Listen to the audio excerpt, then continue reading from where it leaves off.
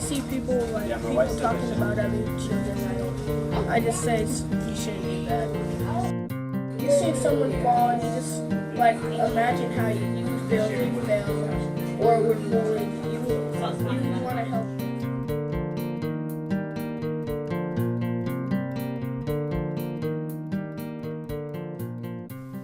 Social emotional learning, to me, is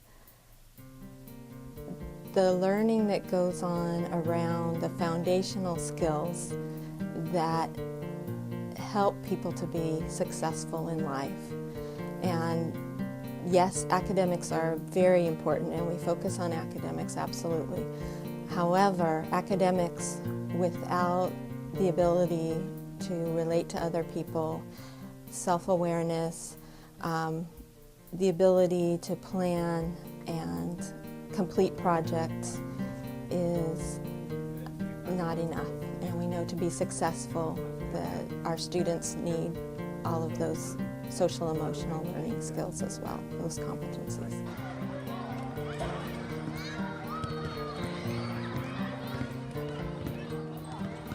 Social Emotional Learning, or SEL, forms the foundation for school, college, career, and life success. It's the essential element to all successful relationships. SEL is defined as the process by which kids and adults acquire key competencies to build self-awareness, such as knowing your values, strengths, and weaknesses, to regulate and manage emotions, to build social awareness, such as empathy, to build positive relationships, and to make ethical and responsible decisions. In Sacramento City Unified School District, we're collaborating with the Collaborative for Academic, Social, and Emotional Learning, or CASEL, to systemically implement social emotional learning across the district.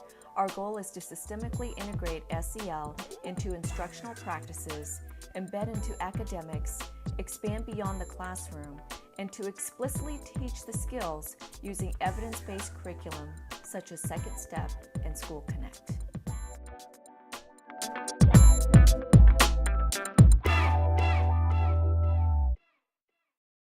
My name is Michelle Blanton, and I work at LEATAATA FLOYD Elementary, and here we really focus on our instructional practices aligned with social emotional learning. One of the things we found that is highly important is our relationships with students, and we work really hard to make sure we build relationships with them inside the classroom and outside of the classroom. Social emotional learning skills are essential for student acquisition and access to Common Core learning standards. The standards call for students to be able to engage in math conversations, critique other people's work and thinking. And in order to do that, students need the conversation skills and conversation starters of how to appropriately agree or disagree or challenge or tell another student what the strength of his or her thinking is or the weakness of his or her thinking. So social emotional learning addresses those critical skills that allow students to engage in the kinds of learning conversations they need to have in order to be successful with the Common Core. Certainly without social emotional learning skills, math conversations won't go far at all. You can imagine a student just shutting down, being told their answer is stupid or that makes no sense, as opposed to understanding that you need to encourage through language by saying such things as, I see your point, but I'm not sure how you're arriving at this conclusion. Or part of what you say I agree with, but there are parts with which I disagree. Certainly the kind of conversation that ensues would be far different. Students will be leading their own conferences, and it's super powerful as we're moving toward the Common Core standards that students are actually selecting their work that demonstrates their understanding of the standards, and then also selecting and keeping and tracking evidence of meeting the standards and also meeting their personal and academic goals. So they really have ownership for their learning process here at Centerville. On Monday mornings, we have a Monday morning meeting, and we talk about we work with the 7 habits of healthy kids, and we talk about one of the habits. Today was seek first to understand, then to be understood. And we talk about what that looks like in the school setting, and we have songs that we sing and to make it fun.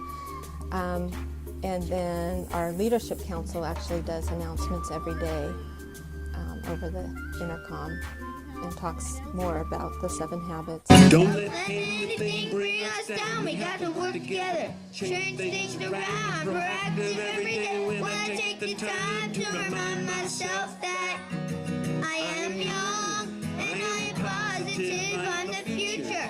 I'm gonna tell it like it is. One in the wheel is the green, responsible decision making. It's where we're out in the community making good choices about our personal and our social behavior. Is very important to me because I have a child with Down syndrome. He's in full inclusive practice, and without the SEL, I believe that he wouldn't know how to work through his problems or learn how to cope with his anger issues. He has behavior issues. So with SEL being taught here at our school, it's teaching him how to deal with his problems, deal with any situation that he has here at the school with other classmates, teaches him to know how he's feeling, mad, angry, happy, sad, and I believe without it, he wouldn't know. And without it being at the school, I probably wouldn't even know what it was.